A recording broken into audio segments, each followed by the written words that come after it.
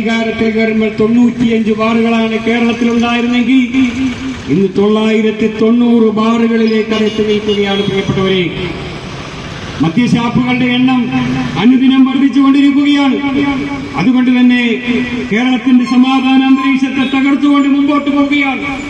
ഓരോ പത്രത്താളുകളിൽ നിങ്ങൾ വായിക്കുമ്പോൾ അറിയാം, ആലുവായിൽ എട്ടും പൊട്ടും തിരിയാത്ത ഒരു പിഞ്ചോമിനെ വെട്ടിനുറുക്കി കുപ്പത്തട്ടിയിൽ തള്ളിയ അസ്വാകാലത്തിന് നമ്മൾ ഓർക്കുന്നുണ്ട്. അതുപോലെ തന്നെ കോഴിക്കോട് അടിവാരം സ്വദേശി സുബൈദയുടെ മകൻ ആഷിഖ്, നമുക്കറിയാം ഒരു മാതാവിനെ വെട്ടിക്കൊലപ്പെടുത്തിയത് എങ്ങനെയായിരുന്നുവെന്ന്. നെന്മാറയിലെ ചെന്താമര എന്ന് പറയുന്ന ഒരു സാമൂഹ്യ ദ്രോഹി നടത്തിയ ഇരട്ടക്കൊലപാതകം നമ്മുടെ മുമ്പിലുണ്ട്. എന്തുകൊണ്ട് ഇതൊന്നും കണ്ടിട്ട് സർക്കാരുകൾ പാഠം പഠിക്കുന്നില്ല? എന്തുകൊണ്ട് സർക്കാരുടെ നയനിലപാടുകൾ തിരുത്തുന്നില്ല എന്നാണ് വെൽഫെയർ പാർട്ടി ക്യാമ്പയിനിലൂടെ കേരള അടിസ്ഥാനത്തിൽ ചോദിച്ചുകൊണ്ടിരിക്കുന്നത്. നിങ്ങൾ മനസ്സിലാക്കണം, സർക്കാരുകൾ പല വിഷയത്തിലും നിലപാടുകൾ എടുത്തിട്ടുണ്ട്. ഇപ്പൊ നിങ്ങൾക്കറിയാം, ഇതിലൂടെ ഓടിക്കൊണ്ടിരിക്കുന്ന ടൂറിസ്റ്റ് വാഹനത്തിന്റെ ഒക്കെ കളർ വെള്ള കളറാണ്. ഒരു കാലത്ത് ടൂറിസ്റ്റ് ബസ്സിലേക്ക് നമ്മൾ നോക്കുമ്പോൾ പല കളറുകളുള്ള ബസ്സുകൾ നമുക്ക് കാണാമായിരുന്നു. തൃശ്ശൂരിലുണ്ടായ ഒരു അപകടത്തെ തുടർന്ന് ട്രാൻസ്പോർട്ട് വിഭാഗം മനസ്സിലാക്കി ടൂറിസ്റ്റ് ബസ് ഇങ്ങനെ അപകടത്തിൽപ്പെടാനുള്ള കാരണം ആ ബസ്സിൽ വരച്ചിരിക്കുന്ന ചിത്രശലഭങ്ങളും അല്ലെങ്കിൽ ആ ബസ്സിന്റെ ഒരുപാട് അതിലടിച്ചിരിക്കുന്ന പെയിന്റുകളും അല്ലെങ്കിൽ ആ ബസ്സിൽ ചേർത്തിരിക്കുന്ന വലിയ ഡിജിറ്റൽ സംവിധാനമുള്ള അതിന്റെ അകത്ത് പാട്ടുപാടാനൊക്കെയായി ഉപയോഗിക്കുന്ന എന്തോ സംഗതികളൊക്കെ കൊണ്ടാണ് ബസ് അപകടത്തിൽപ്പെട്ടത് എന്ന് ട്രാൻസ്പോർട്ട് വിഭാഗം മനസ്സിലാക്കിയിട്ട് എന്ത് ചെയ്യുന്നറിയാമോ? അങ്ങനെ അപകടത്തിൽപ്പെട്ട ഇനി ഒരു ടൂറിസ്റ്റ് ബസ്സും കേരളത്തിൽ അപകടമുണ്ടാകരുത്, അശ്രദ്ധമായി ഓടിച്ചുകൊണ്ട് ഒരു ബസ്സും അപകടത്തിൽപ്പെടരുത് എന്ന് മനസ്സിലാക്കിയ സർക്കാർ എന്ത് ചെയ്യുന്നറിയാമോ? കേരളത്തിലൂടെ ഓടിക്കൊണ്ടിരുന്ന എല്ലാ ടൂറിസ്റ്റ് ബസ്സിലെ അകത്തിൽ ഉള്ളിൽ പിടിപ്പിച്ചിരുന്ന ഡിജിറ്റൽ സംവിധാനം ഒഴിവാക്കാൻ സർക്കാരുകൾ നിർദ്ദേശം കൊടുക്കുകയും പല കളറുകളിൽ ഓടിക്കൊണ്ടിരുന്ന ബസ്സുകളുടെ കളർ ഒറ്റ കളറാക്കി മാറ്റുകയും ചെയ്ത സംഭവം നമ്മുടെ മുമ്പിലുണ്ട്. ഒരു അപകടത്തെ തുടർന്ന് സർക്കാർ എടുത്ത നയനിലപാടാണ്. എന്നാൽ കേരളത്തിൽ അനുദിനം വർദ്ധിച്ചു വരുന്ന ഈ ലഹരി മരുന്ന് സമൂഹത്തിൽ ഉണ്ടാക്കുന്ന ഇത്തരത്തിലുള്ള സംഭവങ്ങൾ ഓരോന്നോരോന്നായി കണ്ടിട്ടും എന്തുകൊണ്ട് സർക്കാർ നിലപാടെടുക്കുന്നില്ല എന്ന് വളരെ ഉത്തരവാദിത്തോടുകൂടി ചോദിക്കാൻ ആഗ്രഹിക്കുകയാണ്. പ്രിയപ്പെട്ടവരെ, ഇവിടെ ചെന്താമരയും അതുപോലെ തന്നെ ഇന്നലെയും മിനിഞ്ഞാന്നുമൊക്കെ ഉണ്ടായ സംഭവങ്ങളും ഏതെങ്കിലും വ്യക്തികളാണ് നടത്തിയതെങ്കിൽ കൊട്ടാരക്കര താലൂക്ക് ആശുപത്രിയിൽ നടന്ന ദാരുണമായ സംഭവം നമ്മുടെ മുമ്പിലുണ്ട്. ഡോക്ടർ വന്ദനാദാസ് എന്ന് പറയുന്ന ഒരു കുടുംബത്തിലെ ഒറ്റ പെൺകുട്ടി നേരം പുലരുവോളം കൊട്ടാരക്കര താലൂക്ക് ആശുപത്രിയിൽ ജനങ്ങൾക്ക് ശുശ്രൂഷ നൽകാൻ വേണ്ടി ഉറക്കമൊഴിച്ച് കാത്തിരുന്ന ഒരു പെൺകുട്ടിയെ, ഒരു ഡോക്ടറെ ക്രൂരമായി ആ ഡോക്ടർ ഉപയോഗിക്കുന്ന കത്രിക കൊണ്ട് കുത്തിക്കൊന്നത് കൊട്ടാരക്കര താലൂക്ക് ആശുപത്രിയിലാണ്. കഴിഞ്ഞ ദിവസം കോട്ടയം ചെള്ളകത്ത് വെസ്റ്റ് പോലീസ് സ്റ്റേഷനിൽ ജോലി ചെയ്തുകൊണ്ടിരുന്ന ശ്യാമപ്രസാദ് എന്ന് പറയുന്ന 44 വയസ്സുള്ള ഒരു പോലീസുകാരൻ ക്രൂരമായി കൊല്ലപ്പെട്ടത് ജിബിൻ ജോർജ് എന്ന് പറയുന്ന ഒരു ക്രിമിനലിന്റെ കൈ കൊണ്ടായിരുന്നു എന്ന് നിങ്ങൾ മനസ്സിലാക്കണം. അപ്പോ സർക്കാർ ഓഫീസുകളിൽ, സർക്കാർ ഡോക്ടർമാർക്ക്, പോലീസ് സ്റ്റേഷനുകളിൽ പോലീസ് ഉദ്യോഗസ്ഥന്മാർക്ക് സത്യസന്ധമായി ജോലി ചെയ്യാൻ പറ്റാത്ത ഒരു സാമൂഹ്യ അന്തരീക്ഷം ഉണ്ടായിട്ടും എന്തുകൊണ്ട് സർക്കാരുകളുടെ നിങ്ങളെ കണ്ണു തുറക്കുന്നില്ല എന്ന് ചോദിക്കാൻ ഞാൻ ഈ അവസരം ഉപയോഗപ്പെടുത്തുകയാണ്. പ്രിയപ്പെട്ട ഓരോന്നോരോന്ന് വന്നിട്ടും സർക്കാരുകൾക്ക് അതൊന്നും പാഠമാകുന്നില്ലെങ്കിൽ പിന്നെ എന്തു പറയാനാ? കോട്ടയം നഴ്സിംഗ് കോളേജ് നിങ്ങൾക്കറിയാമല്ലോ, ഒരു പട്ടാള ക്യാമ്പല്ലാതെ, ഒരു NCC ക്യാമ്പല്ല, ഒരു നഴ്സിംഗ് കോളേജിലേക്ക് പോകുന്ന ഒരു മനുഷ്യൻ എന്ന് പറഞ്ഞാൽ ഏറ്റവും കാരുണ്യത്തിന്റെ ഹൃദയമുള്ള യുവാക്കളാണ് നഴ്സിംഗ് കോളേജിലേക്ക് നഴ്സിംഗ് പഠനത്തിന് വേണ്ടി പോകുന്നത്, നമുക്കറിയാം. പക്ഷേ ആ കുട്ടികൾ പോലും കിരാതമായ ക്രൂരമായ അക്രമമാണ് അവിടുത്തെ ജൂനിയർ വിദ്യാർത്ഥികൾ മേലിൽ അടിച്ചേൽപ്പിച്ചെന്ന് നിങ്ങൾക്കറിയാം. ഡംബല് പോലെയുള്ള സാധനം ശരീരത്തിന്റെ മുഖ്യഭാഗങ്ങളിൽ കെട്ടിത്തൂക്കി ആ കുട്ടികളുടെ ശരീരം വരിഞ്ഞ് കീറിയിട്ട് ആ മുറിവിൽ ലോഷൻ ഒഴിച്ചിട്ട് ആ കുട്ടികൾ കിടന്ന് അവിടെ ആ വേദന കൊണ്ട് പുളയുമ്പോൾ അത് നോക്കി അട്ടഹസിച്ച് ചിരിച്ചുകൊണ്ടിരിക്കുന്ന മനുഷ്യന്റെ അല്ല മൃഗങ്ങളുടെ ഹൃദയം വെച്ചുകൊണ്ട് മുമ്പോട്ട് പോകുന്ന മനുഷ്യക്കോലങ്ങൾ, കാട്ടിക്കൂട്ടുന്ന കോപ്രായങ്ങൾ നമ്മൾ കണ്ട അനുദിനം ഈ നാട് മുമ്പോട്ട് പോയിക്കൊണ്ടിരിക്കുകയാണ്. 2005 ഇതുപോലൊരു കേസ് കോട്ടയമാണ് വെൽഫെയർ പാർട്ടി ഇതിലൂടെ രൂപപ്പെടുത്താൻ ആഗ്രഹിക്കുന്നത് മനസ്സിലാക്കണം. ബോധവൽക്കരണത്തിന്റെ സമയം അവസാനിച്ചു എന്നാണ് വെൽഫെയർ പാർട്ടി തിരിച്ചറിയിക്കുന്നത്. ശക്തമായ പ്രതിഷേധത്തിലൂടെ, ശക്തമായ പ്രതിരോധ പ്രവർത്തനത്തിലൂടെ മാത്രമേ ഇതിനെ ഇല്ലായ്മ ചെയ്യാൻ കഴിയുള്ളൂ എന്ന് നിങ്ങൾ മനസ്സിലാക്കേണ്ടതുണ്ട്. പ്രിയപ്പെട്ടവരെ, ഈ നാടിന്റെ സാഹചര്യം അനുദിനം പ്രയാസപ്പെട്ടുകൊണ്ടിരിക്കുകയാണ്. നിങ്ങൾക്കറിയാമല്ലോ, പകലന്തിയോളം പാടത്തും പറമ്പത്തും പണിയെടുക്കുന്ന കർഷകരും കർഷക തൊഴിലാളികളും വിദ്യാർത്ഥികളും വിദ്യാസമ്പന്നരുമെല്ലാം ഇതിൽ നിന്ന് അടിമപ്പെട്ടുകൊണ്ടിരിക്കുകയാണ് എന്ന് നിങ്ങൾ മനസ്സിലാക്കണം. വീട്ടിലേക്ക് സ്വന്തം പിതാവ് കയറി വരുമ്പോൾ ആടുന്ന കാലും നാറുന്ന വായുമായി വീട്ടിലേക്ക് പിതാവ് കയറി വരുമ്പോൾ തന്റെ കാലൊച്ച കേൾക്കുമ്പോൾ കട്ടിലടിയിൽ കയറി ഒഴിക്കുന്ന ലക്ഷക്കണക്കിന് വരുന്ന കുഞ്ഞുങ്ങളുടെ കണ്ണീരിൽ കുതിർന്ന ആ മുഖം കണ്ടുകൊണ്ടിരിക്കുകയാണ്. പ്രിയപ്പെട്ടവരെ, ആ കയറി വരുന്ന സ്വന്തം പ്രിയതമന് കഥക് തുറന്നു കൊടുക്കുന്ന ലക്ഷക്കണക്കിന് അമ്മമാരുടെ, ഭാര്യമാരുടെ, സഹോദരിമാരുടെ കണ്ണീര് കേരളത്തിൽ എന്നും വീണുകൊണ്ടിരിക്കുമ്പോ ഈ സാഹചര്യത്തിന് അറുതി വരുത്തണമെന്നാണ് വെൽഫെയർ പാർട്ടി ആഗ്രഹിക്കുന്നത്. അതുകൊണ്ട് എല്ലാ മതങ്ങളും തള്ളിപ്പറഞ്ഞ, എല്ലാ നവോത്ഥാന നായകന്മാരും തള്ളിപ്പറഞ്ഞ, പ്രത്യേകിച്ച് നമ്മളെല്ലാവരും ഏതെങ്കിലും ഒരു മതത്തിൽ വിശ്വസിക്കുന്നവരാണ്. പ്രവാചകൻ മുഹമ്മദ് നബി ഈ വിഷയവുമായി ബന്ധപ്പെട്ട് പറഞ്ഞത് മദ്യം സകല തിന്മകളുടെയും മാതാവാണ് എന്ന്. യേശുക്രിസ്തു പറഞ്ഞത് മദ്യപാനി സ്വർഗരാജ്യം പ്രവേശിക്കുകയില്ല എന്നാണ്. ശ്രീനാരായണ ഗുരു അതിനെല്ലാം കടന്നുകൊണ്ട് പറഞ്ഞത് മദ്യം വാങ്ങുന്നവൻ, വിൽക്കുന്നവൻ, പിരിക്കുന്നവൻ, കൊടുക്കുന്നവൻ സാമൂഹ്യ ശത്രുവാണ് എന്ന് പറയുമ്പോൾ ഈ തലമുറയെ രക്ഷിച്ചെടുക്കുവാൻ നമ്മുടെ യുവാക്കളുടെ അവസ്ഥ നമുക്കറിയാം. പണ്ടൊക്കെ ഒരു വീട്ടിൽ ആൺകുഞ്ഞ് ജനിക്കുമ്പോ മാതാപിതാക്കൾക്ക് സന്തോഷമായിരുന്നു. ഇന്ന് ആൺകുഞ്ഞ് പിറന്നു വീണു എന്നറിയുമ്പോ, അവര് +2 കഴിഞ്ഞ് മുമ്പോട്ട് പോകുന്നറിയുമ്പോ ഓരോ മാതാപിതാക്കളും പേടിച്ച് വിറക്കുകയാണ്. ഏത് സാഹചര്യത്തിലാണ്, എപ്പോഴാണ് മകന് വേണ്ടി ജാമ്യമെടുക്കാൻ പോലീസ് സ്റ്റേഷന്റെ മുറ്റത്ത് പോയി നിൽക്കേണ്ടത് എന്ന ഒരു പ്രയാസത്തിലാണ് ഇന്നത്തെ മാതാപിതാക്കളെല്ലാം മുമ്പോട്ട് പോയിക്കൊണ്ടിരിക്കുന്നത്. അതുകൊണ്ട് വളർന്നു വരുന്ന തലമുറയെങ്കിലും മാനിച്ചുകൊണ്ട് കേരള സർക്കാരുകൾ ഇതിന്റെ അന്ന് പിന്മാറി മദ്യം ഘട്ടം ഘട്ടമായി ഒഴിവാക്കി കൊണ്ടുവന്ന് സമ്പൂർണമായി കേരളത്തിൽ നിന്നും മദ്യം നിരോധിക്കാനുള്ള ഒരു നീക്കത്തിലേക്ക് ഭരണകൂടം മാറണമെന്ന് നിങ്ങൾ മനസ്സിലാക്കേണ്ടതുണ്ട്. അങ്ങനെ ഇവിടെ മദ്യം നിരോധിച്ചാൽ കേരളത്തിൽ ഒന്നും സംഭവിക്കുകയില്ല എന്നത് കോവിഡിന്റെ കാലഘട്ടത്തിൽ നമ്മൾ തിരിച്ചറിഞ്ഞതാ. പ്രിയപ്പെട്ടവരെ, എത്രയോ 1.5 വർഷം ഇവിടുത്തെ മദ്യഷാപ്പുകൾ അടച്ചിട്ടപ്പോ ഇവിടെ ഒന്നും സംഭവിച്ചില്ല എന്ന് നിങ്ങൾ മനസ്സിലാക്കേണ്ടതുണ്ട്. അവസാനമായി ഗാന്ധിജിയുടെ ഒരു പ്രഖ്യാപനവും കൂടി പറഞ്ഞുകൊണ്ട് ഞാൻ എന്റെ സംസാരം അവസാനിപ്പിക്കുകയാണ്. എന്റെ ശബ്ദം ശ്രമിക്കുന്ന ഇവിടുത്തെ രാഷ്ട്രീയക്കാരോട്, ഇവിടുത്തെ ഭരണത്തിന് നേതൃത്വം കൊടുക്കുന്ന ഇവിടുത്തെ ഗവൺമെന്റുകളോട് ഗാന്ധിജിയുടെ വാക്കുകൂടി ഞാൻ ഓർമ്മപ്പെടുത്താൻ ആഗ്രഹിക്കുകയാണ്. നിങ്ങളെല്ലാവരും ജനുവരി മാസം 30-ാം തീയതി ഗാന്ധി പ്രതിമയ്ക്ക് മുമ്പിൽ പോയി പുഷ്പാർച്ചന നടത്തുന്ന ഇവിടുത്തെ രാഷ്ട്രീയക്കാരോട് ഗാന്ധിജി സ്വാതന്ത്ര്യാനന്തര ഇന്ത്യയുടെ നെറുകയിൽ കയറി നിന്ന് പ്രഖ്യാപിച്ചത് എന്താണെന്നറിയാമോ? ഈ രാജ്യത്തിന്റെ പരമോന്നതമായ നീതിപീഠത്തിൽ നിങ്ങൾ എന്നെ അരമണിക്കൂർ ഇരുത്തിയാൽ, ഈ രാജ്യത്തിന്റെ പരമോന്നതമായ നീതിപീഠത്തിൽ എനിക്കൊരു അരമണിക്കൂർ നിങ്ങൾ അവസരം നൽകിയാൽ ഈ രാജ്യത്തെ മദ്യമുക്തമായി പ്രഖ്യാപിക്കുമെന്നാണ് രാജ്യത്തോട് ഗാന്ധിജി പ്രഖ്യാപിച്ചതെങ്കിൽ ഈ പ്രഖ്യാപനമെങ്കിലും ഏറ്റെടുക്കാൻ രാജ്യത്തെ സർക്കാരുകൾ സന്നദ്ധമാകണം എന്ന് മാത്രം ഓർമ്മപ്പെടുത്തിക്കൊണ്ട് വെൽഫെയർ പാർട്ടിയുടെ പ്രവർത്തകരും കരുതി കൊള്ളാം, ആ ഒരു ആശയം കൊള്ളാം. കാരണം വെൽഫെയർ പാർട്ടി തുടങ്ങിയ സമയത്ത് മദ്യനയം പാർട്ടിയുടേത് എന്താണെന്ന് കൃത്യമായി പറഞ്ഞിട്ടുണ്ടായിരുന്നു. ഘട്ടം ഘട്ടമായി പാർട്ടി അധികാരത്തിൽ വരുന്ന സമയത്ത് അല്ലെങ്കിൽ ആ അവസരത്തിൽ ഞങ്ങളുടെ ലക്ഷ്യം അതാണ് എന്ന് പ്രഖ്യാപിക്കുകയും ഭരിക്കുന്ന സർക്കാരിന്റെ മുമ്പിൽ നമ്മുടെ പ്രിയപ്പെട്ട മുഖ്യമന്ത്രിയായിരുന്ന ഉമ്മൻചാണ്ടിയുടെ മുമ്പിൽ നമ്മൾ ഈ നയരേഖ കൊടുത്തപ്പോൾ അദ്ദേഹം വായിച്ചിട്ട് പറഞ്ഞു, ഇതാണ് കേരളത്തിന് വേണ്ടത്. നിങ്ങൾ വളരെ കൃത്യതയോടുകൂടി കാര്യങ്ങൾ പഠിച്ചിട്ടാണ് വന്നിരിക്കുന്നത് എനിക്ക് മനസ്സിലായി. നമുക്കിത് പ്രാവർത്തികമാക്കാം.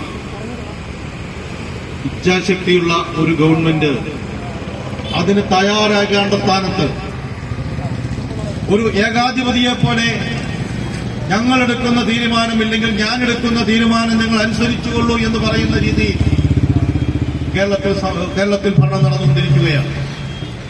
കൂടെയുള്ള കൂട്ടുകക്ഷി പറഞ്ഞിട്ട് പോലും ഇടതുപക്ഷ ജനാധിപത്യ മുന്നണിയിലെ ഒരു കക്ഷി പറഞ്ഞിട്ട് പോലും ചെവിക്കൊള്ളാത്ത ഒരു ഏകാധിപതിയാണ് സംസ്ഥാനം ഭരിക്കുന്നത്.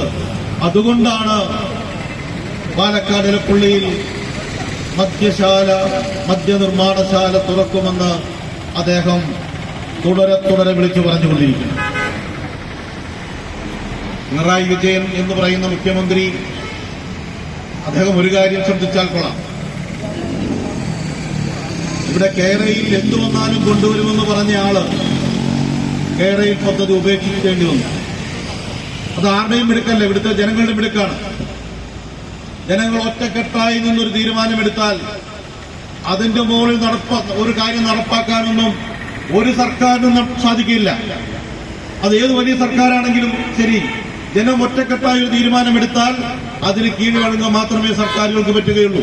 ചരിത്രം അതാണ്, അനുഭവം അതാണ്.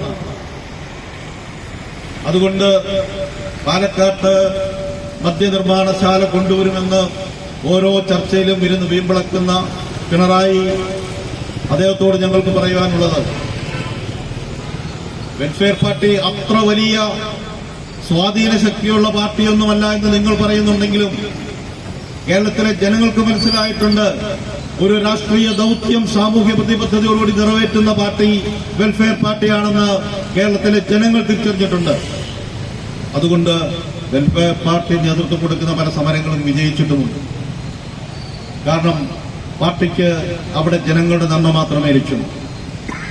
പാലക്കാട്ട് എന്തുകൊണ്ടാണ് മദ്യനിർമ്മാണശാല ഞങ്ങൾ കൊണ്ടുവരുന്നതെന്ന് പറഞ്ഞ ഒരു ന്യായമുണ്ട്. കർണാടകയിൽ നിന്ന് സ്പിരിറ്റ് കൊണ്ടുവരുന്നതിന് ട്രാൻസ്പോർട്ടിംഗ് ഇനത്തിൽ 100 കോടിയിലധികം രൂപ ചെലവാകുന്നുണ്ട് സർക്കാരിന്റെ ഖജനാവിൽ. ആ 100 കോടി രൂപ ലാഭിക്കാൻ വേണ്ടി ഞങ്ങളെടുത്ത അങ്ങേയറ്റം നല്ല തീരുമാനത്തെ ഇവിടുത്തെ പിന്തിരിപ്പന്മാർ അതിനെ വെല്ലുവിളിക്കുകയാണ്, അതിനെ ശല്യം ചെയ്യുകയാണ്, അത് വേണ്ടെന്ന് പറയുകയാണ്. എന്ത് ചെയ്യാൻ പറ്റും? ഖജനാവിന്റെ പണം പോകാതിരിക്കാൻ വേണ്ടി ഞങ്ങളിവിടെ മദ്യം ഇവിടെ തന്നെ ഉണ്ടാക്കാൻ തീരുമാനിക്കുമ്പോൾ അതിനെ എതിർക്കുന്നവരെ എന്ത് വിളിക്കണമെന്നാണ് പിണറായി വിജയൻ ചോദിക്കുന്നത്. പക്ഷെ ഒരു കാര്യം പറയാനുണ്ട്, പാലക്കാടാണ്, അവിടെ കൃഷിക്ക് വെള്ളമില്ല എന്ന് പറഞ്ഞ് കർഷകർ നിലവിളിക്കുകയാണ്. ആ വെള്ളമെടുത്താണ് ഇവിടെ മദ്യനിർമ്മാണശാലയ്ക്ക് കൊടുക്കുന്നത്. കർഷകനോട് എന്തെങ്കിലും ഉത്തരവാദിത്വമുണ്ടെങ്കിൽ, എന്തെങ്കിലും സ്നേഹമുണ്ടെങ്കിൽ, അവന്റെ പ്രശ്നങ്ങൾക്ക് എന്തെങ്കിലും വാല്യൂ കൊടുക്കുന്നുണ്ടെങ്കിൽ ആ വെള്ളമെടുത്ത് ജനങ്ങളെ നശിപ്പിക്കുന്ന മദ്യമുണ്ടാക്കാൻ വേണ്ടി കൊടുക്കുന്നു. വരാൻ പോകുന്ന ഗതികേടൊന്നുമല്ല. സ്പിരിറ്റിന് വേണ്ടി ട്രാൻസ്പോർട്ടിംഗ് ചാർജായി 100 കോടിയാണ് പോയതെങ്കിൽ ഈ മദ്യനിർമ്മാണശാല ഇവിടെ എങ്ങാനും വന്നാൽ മദ്യമുണ്ടാക്കാനുള്ള വെള്ളം കർണാടകയിൽ നിന്ന് കൊണ്ടുവരുന്നതിന് 200 കോടി ട്രാൻസ്പോർട്ടിംഗ് ചാർജ് കൊടുക്കേണ്ടി വരും. അത്ര ഗതികെട്ട അവസ്ഥയിലേക്ക് ഒരു പദ്ധതിയെ കൊണ്ടുപോകാൻ വേണ്ടിയാണ് ഇവർ ശ്രമിക്കുന്നത്. കൃഷി ഒരു സൈഡിൽ നശിക്കും, വേറൊരു സൈഡില് ജനങ്ങളെ നശിപ്പിക്കും. ഓരോ ദിനവും നമ്മൾ ഞെട്ടലോടുകൂടിയാണ് നമ്മൾ ഉണർന്നെഴുന്നേൽക്കുന്നത്. പുതിയ വാർത്ത എന്താണ്? ഇപ്പൊ പിന്നെ ദിനമൊന്നും വേണ്ട, അപ്പോൾ തന്നെ നമുക്ക് വാട്സാപ്പിലും യൂട്യൂബിലും ഒക്കെ ആയിട്ട് വാർത്തകൾ വന്നുകൊണ്ടിരിക്കും. ഏത് അക്രമത്തിന്റെ പിന്നിലും മദ്യലഹരിയുടെ ഒരു കൈയുണ്ടെന്നുള്ളത് നമുക്ക് മനസ്സിലാവും. അത് കോളേജിലെ റാഗിങ്ങിലായാലും, പോലീസുകാരനെ ചവിട്ടിക്കൊന്ന കേസിലായാലും, അപ്പനെ വെട്ടിക്കൊന്ന കേസിലായാലും ഒക്കെ ലഹരിയുടെ സ്വാധീനം വളരെ വ്യക്തമാണ്. ആ സാധനത്തെ ലഭ്യതയ്ക്ക് വേണ്ടി ഇവിടുത്തെ സർക്കാർ പരിശ്രമിക്കുന്നുവെങ്കിൽ വരാൻ പോകുന്ന തലമുറയെ നശിപ്പിച്ച് നാറാണക്കല്ല് പിടിച്ച് ഈ സംസ്ഥാനത്ത് അരാജകത്വം ഉണ്ടാക്കുകയാണ് ഇവരുടെ ലക്ഷ്യം. തൊഴിലവസരം പുതിയതൊക്കെ ഉണ്ടാക്കാൻ തീരുമാനിച്ചിട്ടുണ്ട്. സംസ്ഥാനം വ്യവസായ സൗഹൃദ സംസ്ഥാനമായിട്ട് പ്രഖ്യാപിച്ചിരിക്കുകയാണ്. എന്താണ് സൗഹൃദമൊക്കെ നമുക്കറിയാം. ആ സൗഹൃദത്തിന്റെ ലക്ഷ്യമൊക്കെ വളരെ കൃത്യമായിട്ട് വ്യക്തമാകുന്നു. ടൂറിസത്തിൽ വൻ നിക്ഷേപം കൊണ്ടുവരികയാണ്. ഈ നിക്ഷേപം കൊണ്ടുവരുന്നത് ആരാണ്? ഇവിടുത്തെ കുത്തക മദ്യ മാഫിയ മുതലാളിമാരാണ്. അവരുടെ കയ്യിൽ കൃത്യമായ തൊട്ടും അവർക്ക് വേണ്ട ഓഫറുകളുമൊക്കെ അങ്ങോട്ടും ഇങ്ങോട്ടും കൊടുത്തിട്ടാണ് ഇവിടെ വ്യവസായ സൗഹൃദം കൊണ്ടുവരാൻ പോകുന്നത്. ഈ വ്യവസായ സൗഹൃദം എന്ന് പറയുമ്പോൾ ഞങ്ങളുടെ അന്വേഷണത്തിൽ ഒരുപക്ഷെ മദ്യനിർമ്മാണശാലയിലൂടെ ഉൽപ്പാദിപ്പിച്ചെടുക്കുന്ന മദ്യം നമുക്കോരോ കവലകളിലും അതിന്റെ ഔട്ട്ലെറ്റുകളൊക്കെ ഒന്ന് തുറന്ന് തൊഴിലില്ലാത്ത ചെറുപ്പക്കാർക്ക് അവിടെ ജോലി കൊടുത്ത് മദ്യത്തിന്റെ ലഭ്യത തൊട്ടടുത്ത് കിട്ടുമ്പോൾ അത് അടിച്ചിട്ട് 2 കാലിൽ നടക്കുന്ന ആൾ 4 കാലിൽ നടക്കുമ്പോൾ ഒരു പുതിയ വ്യവസായ സംസ്കാരം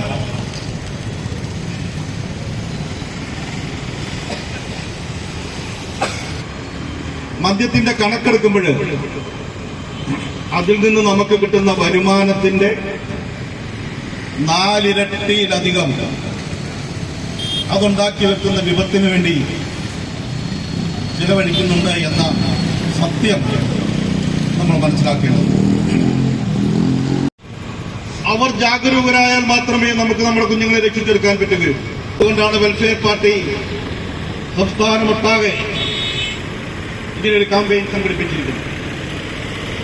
ആ ക്യാമ്പയിന്റെ ഭാഗമായിട്ടാണ് ഈരാറ്റുപേട്ടയിലും ഈ പരിപാടി സംഘടിപ്പിക്കുന്നത്. ആ ബോധവൽക്കരണം അതൊരു രാഷ്ട്രീയ ഇച്ഛാശക്തിയുടെ പ്രതിഫലനമാണ്. ഞാൻ ആദ്യം തന്നെ പറഞ്ഞു, ജനങ്ങളെ ബാധിക്കുന്ന പ്രശ്നത്തിൽ വെൽഫെയർ പാർട്ടി സമരമുഖത്തുണ്ടാവും. പലപ്പോഴും നമ്മളൊക്കെ ആളുകളെ കാണുമ്പോൾ എന്തുണ്ട് വിശേഷം, സുഖമാണോ എന്നൊക്കെ ചോദിക്കുന്ന ഒരു കാലമുണ്ടായി. ഇപ്പോ പരസ്പരം എന്തുണ്ട് വിശേഷമെന്ന് ചോദിച്ചാൽ തിരിച്ചു വരുന്ന മറുപടി എല്ലാം ശരിയായി എന്നാണ്. കാരണം എല്ലാം ശരിയാക്കുമെന്ന് പറഞ്ഞ നമ്മളെ ഭരിക്കുന്ന സർക്കാർ എല്ലാം ശരിയാക്കി തരും. നമ്മുടെ വിദ്യാഭ്യാസ മേഖലയിൽ കുളം തോന്നി, ക്യാമ്പസുകളിലെ സമാധാന അന്തരീക്ഷം തകർത്തു, നിയമപാലനം നടത്തുന്ന ഉദ്യോഗസ്ഥന് പോലും അത് ഭംഗിയായി നിർവഹിക്കാൻ പറ്റാത്ത രീതിയിൽ ഇവിടെ അരാജകത്വമാണ്.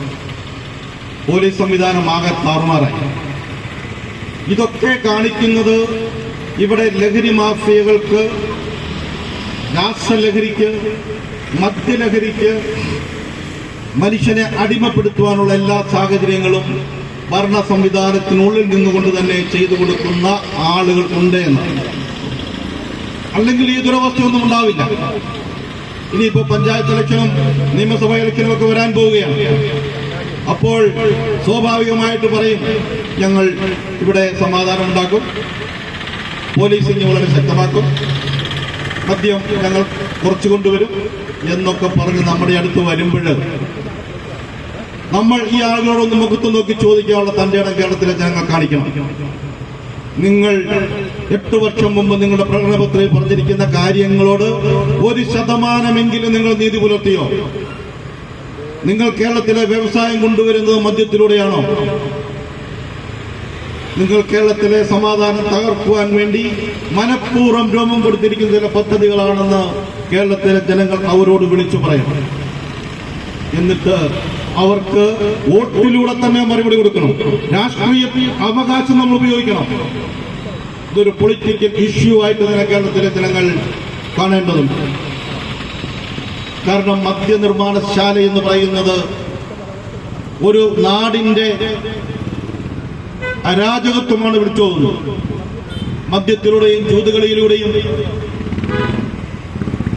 ഏതെങ്കിലും സംസ്ഥാനം, ഏതെങ്കിലും രാജ്യം അതിന്റെ സാമ്പത്തിക ക്രമീകരണത്തിൽ ശ്രമിക്കുന്നുണ്ടെങ്കിൽ ആ സമൂഹം അധപ്പതിച്ചതിന്റെ ലക്ഷണമാണെന്നാണ് സാമൂഹ്യ വിദഗ്ധർ സാമ്പത്തിക സർവേയിലൊക്കെ പറഞ്ഞിരിക്കുന്നത്.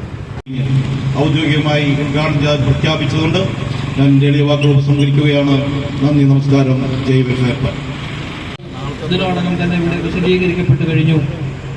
നമുക്കറിയാം, നമ്മുടെ നാട് ഓരോ ദിവസവും ഉണരുന്നത് വളരെ ക്രൂരമായ മനുഷ്യത്വരഹിതമായ വാർത്തകൾ കേട്ടുകൊണ്ടാണ്.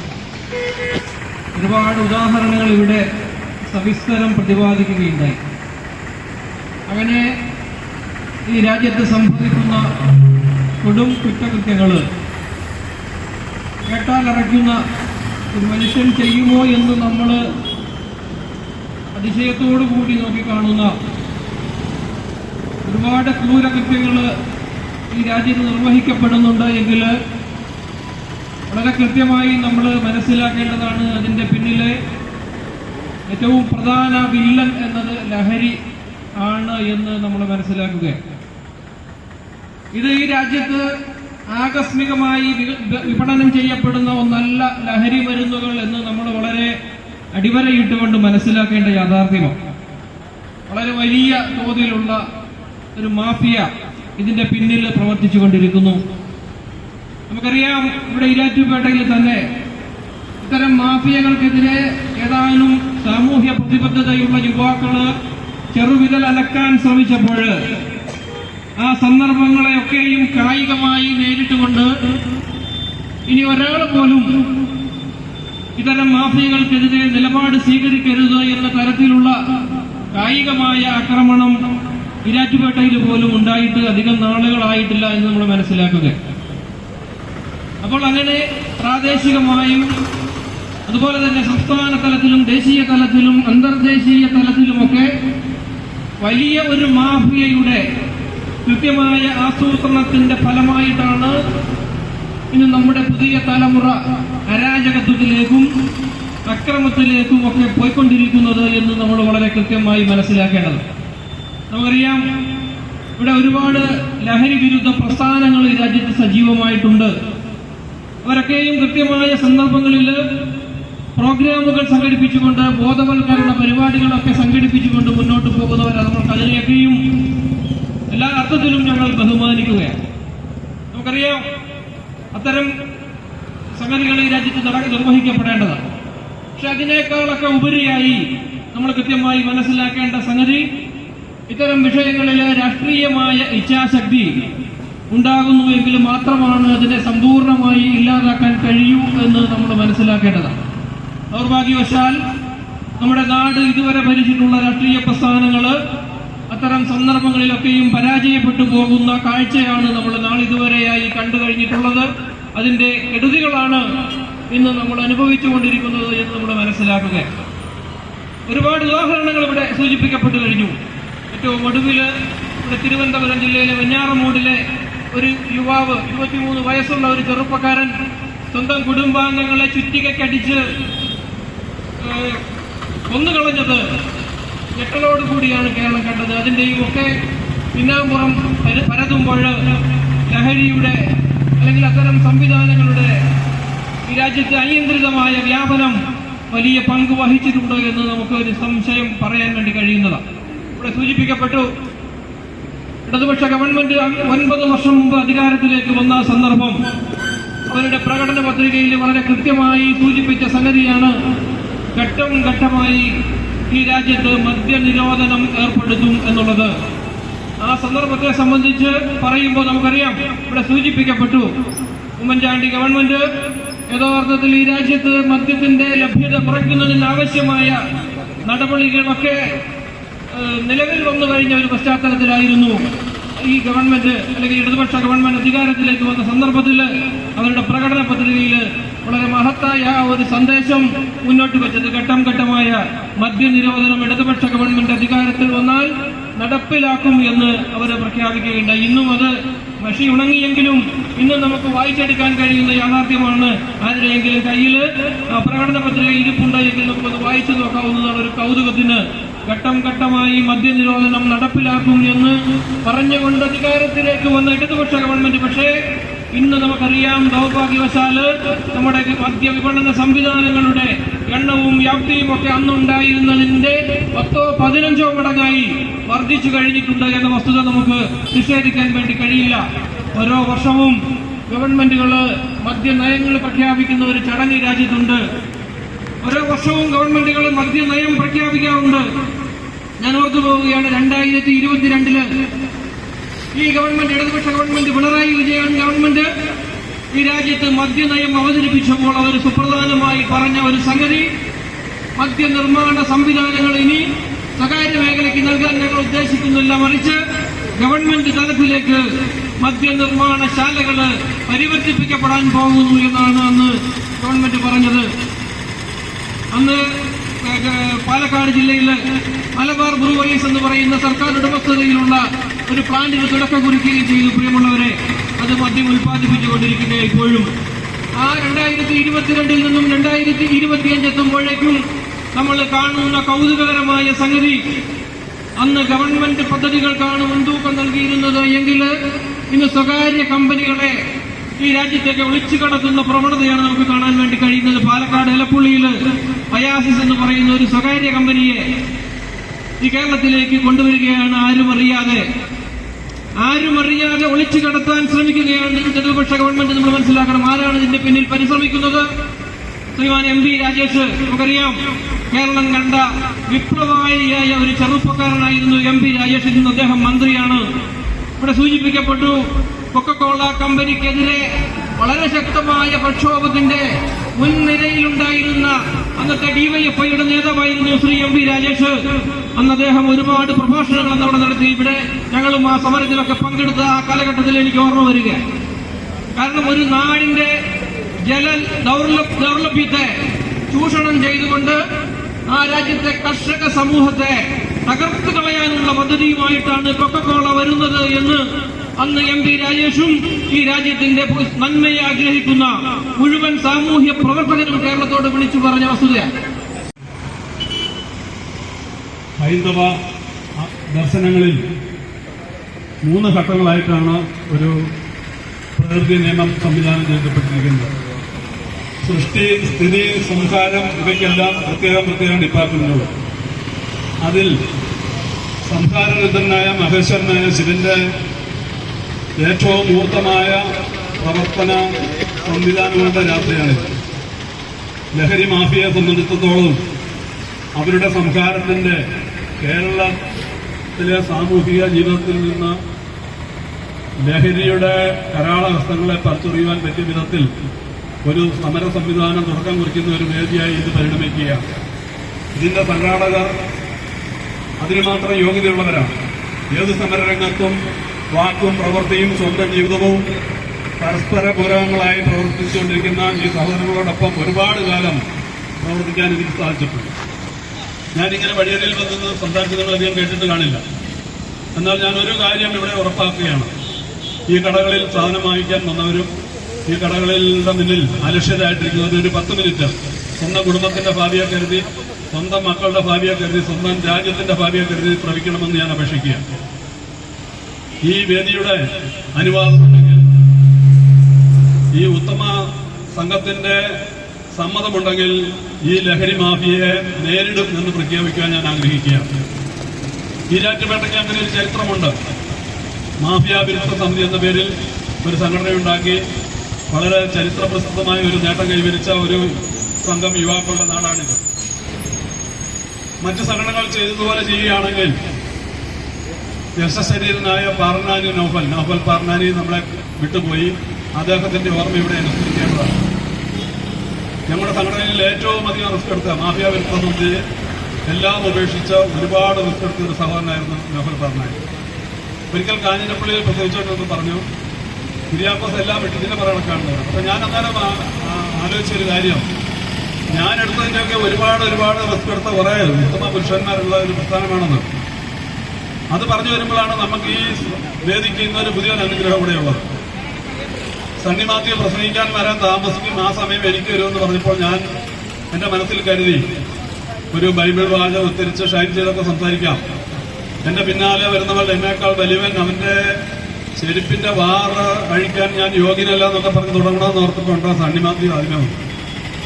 പക്ഷെ നിങ്ങൾ അറിയേണ്ട ഒരു കാര്യമുണ്ട്, മാഫിയ വിരുദ്ധ സമിതി കോട്ടയം ജില്ലയെ മാഫിയ രഹിത മേഖലയായിട്ട് പ്രഖ്യാപിക്കുകയും 2006 ഈ സംഭവം ഉണ്ടാകുന്നത്. ഞാൻ രാത്രിയിൽ ഈ വഴികളിലും കൂടെയൊക്കെ കോട്ടയം ജില്ലയെ മാഫിയാരഹിത മേഖലയായിട്ട് പ്രഖ്യാപിക്കുന്നു എന്ന് പോസ്റ്റർ ഒട്ടിച്ചു.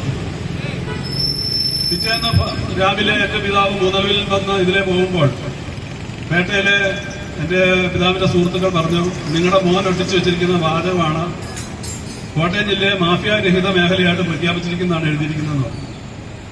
ഉച്ചയോടെ സാധനങ്ങളെല്ലാം മേടിച്ച് എന്റെ പിതാവ് വീട്ടിൽ ചെന്നപ്പോൾ അമ്മയോട് പറഞ്ഞു, എടി നമ്മുടെ മോൻ വളരെ മിടുക്കനാണ്, അവൻ ചില വാചകങ്ങളൊക്കെ പേട്ടക്കുറ എഴുതി ഒട്ടിച്ചിട്ടുണ്ട്, അർത്ഥം മനസ്സിലാക്കിയിട്ടാണോ എന്ന് അറിയത്തില്ലെന്നോ. കാരണം അതിന്റെ ഒരു റിസ്ക് അതാണ്. ഇപ്പോഴും നിങ്ങൾ ചിന്തിക്കുന്നുണ്ടാവും, മാഫിയകളെ നേരിടും, ലഹരി മാഫിയെ നേരിടും എന്ന് ഞാൻ പറയുമ്പോൾ അത് അർത്ഥം മനസ്സിലാക്കിയിട്ടാണോ എന്ന് അറിയുന്നില്ല എന്ന് നിങ്ങൾ ധൈര്യമായി മനസ്സിൽ ചിന്തിച്ചുകൊള്ളുക. പക്ഷെ ഞാനൊന്ന് പ്രഖ്യാപിക്കാൻ ഇവിടെ ആഗ്രഹിക്കുന്നു.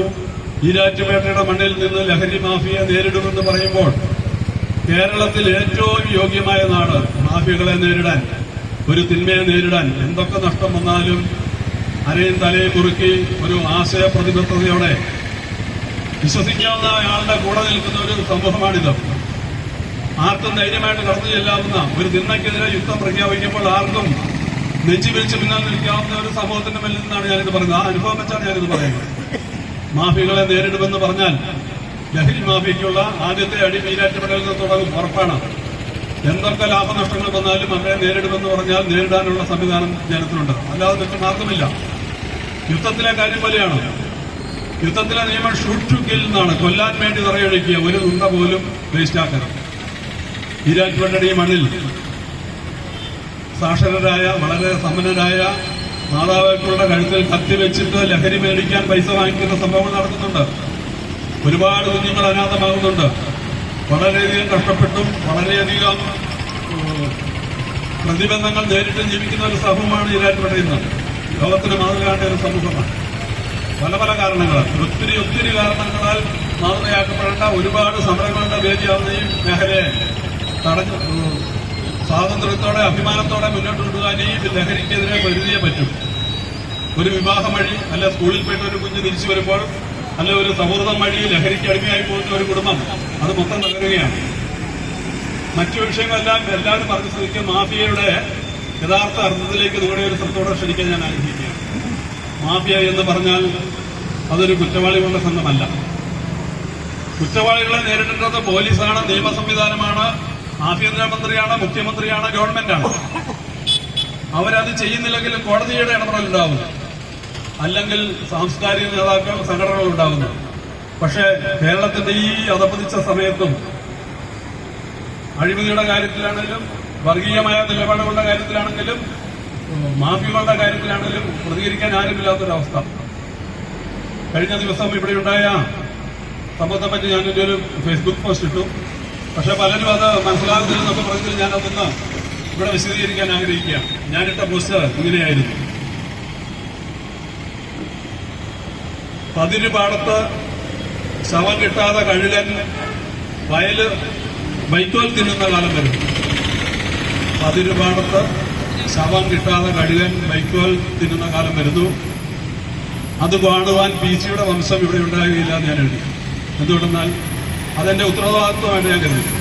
പാടം പതിരാകുന്നത് എന്നാണെന്ന് വെച്ചാൽ, ഇവിടെ കർഷകൻ കൃഷി ചെയ്യാൻ മനുഷ്യരില്ലാത്ത അവസ്ഥ വരുമ്പോൾ പാടങ്ങൾ പതിരുകൊണ്ട് നിറയും. വർഗീയ ലഹളയുണ്ടാക്കി ചത്തു വീഴുന്ന മനുഷ്യരുടെ ശവം തിന്നാൻ കിട്ടാതെ വരുമ്പോൾ കഴുകന്മാർ അല്ലെ കഴുകൻ വൈക്കോല് തിന്നേണ്ട ഗതി വരും. പക്ഷെ അന്ന് അതിന് വേദി ഒരുക്കുന്നതിന്റെ വംശം ഇവിടെ കാണുകയില്ല എന്ന് ഞാൻ എഴുതി വെച്ചു. എന്റെ കടമയായിട്ട് ഞാൻ കരുതിയാണ്. അതിനെപ്പറ്റി പശ്ചാത്തപിക്കാനോ അത് തിരുത്താനോ അതിന്റെ പേരിൽ യാതൊരു വിട്ടുവീഴ്ചയും ഞാൻ ആഗ്രഹിക്കുന്നില്ല. അതെന്റെ നിലപാടിന്റെ ഭാഗമാണ്. ഇതുപോലെ സാഹോദര്യത്തിലും സൗഹൃദത്തിലും ഉത്തരവാദിത്തത്തിലും ഒരുമിച്ച് കഴിയുന്ന ഒരു ജനത്തെ ലഹരി പോലെ തന്നെ വിഷലിപ്തമാക്കാൻ ശ്രമിക്കുമ്പോൾ അതിനെ തടയേണ്ടതുണ്ട്. ആ ശ്രമത്തിൽ ഈ സമൂഹം വിജയിച്ചിരിക്കുമ്പോൾ അവരോടൊപ്പം അതിനകത്ത് എന്റെ ഒരു ചെറിയ വിരലടക്കമുണ്ടെന്ന് ഞാൻ അഭിമാനത്തോടെ പറയാൻ ആഗ്രഹിക്കുകയാണ്. മുത്തങ്കവലിയിൽ സമാപനം സമ്മേളനത്തിലാണ് നമ്മളെല്ലാവരും.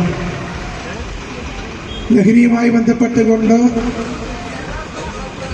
ദൈനംദിനം കേട്ടുകൊണ്ടിരിക്കുന്ന വാർത്തകൾ ഞെട്ടിക്കുന്ന വാർത്തകളാണ്.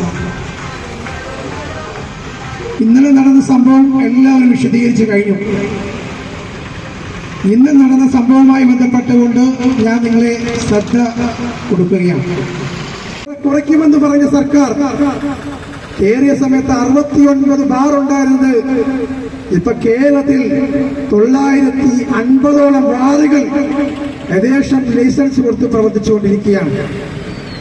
നമുക്കറിയാം ഇത് മാത്രമല്ല, ബാർ മാത്രമല്ല, കേരളത്തിൽ പ്രവർത്തിക്കുന്ന ബാർ മാത്രമല്ല, കള്ളുഷാപ്പുകളുടെ എണ്ണം 5185, ബിവറേജിന്റെ കണക്ക് 331, അതുപോലെ കൺസ്യൂമർ ഫെഡ് വഴി 41, ബിവറേജ് വൈൻ ബാറുമായി ബന്ധപ്പെട്ടുകൊണ്ട് 251, പിന്നെ കൂടാതെ വാറ്റുചാരയും അതുപോലെ വിദേശ മദ്യവും ലാവിഷായി നൽകുന്ന ഈ കേരളത്തിൽ പോലും നമ്മൾ അക്ഷര നഗരിയിൽ പോലും ഈ അടുത്ത സർവേ ഉണ്ടായി. ആ സർവേയിൽ 1ാം നമ്പർ ആയിട്ട് പ്രഖ്യാപിച്ചിരിക്കുന്നു. കോട്ടയം ജില്ലയിലാണ് ഏറ്റവും കൂടുതൽ മദ്യം, ഏറ്റവും കൂടുതൽ ലഹരി മാഫിയ ഉപയോഗിക്കുന്ന ജില്ലയായിട്ട് പ്രഖ്യാപിച്ചിരിക്കുന്നത്. സാക്ഷരതയിലായിരുന്നു 1ാം സ്ഥാനമെങ്കിൽ ഇപ്പോഴത്തെ കണക്കനുസരിച്ച് ലഹരി മാഫിയയിലാണ് 1ാം സ്ഥാനം.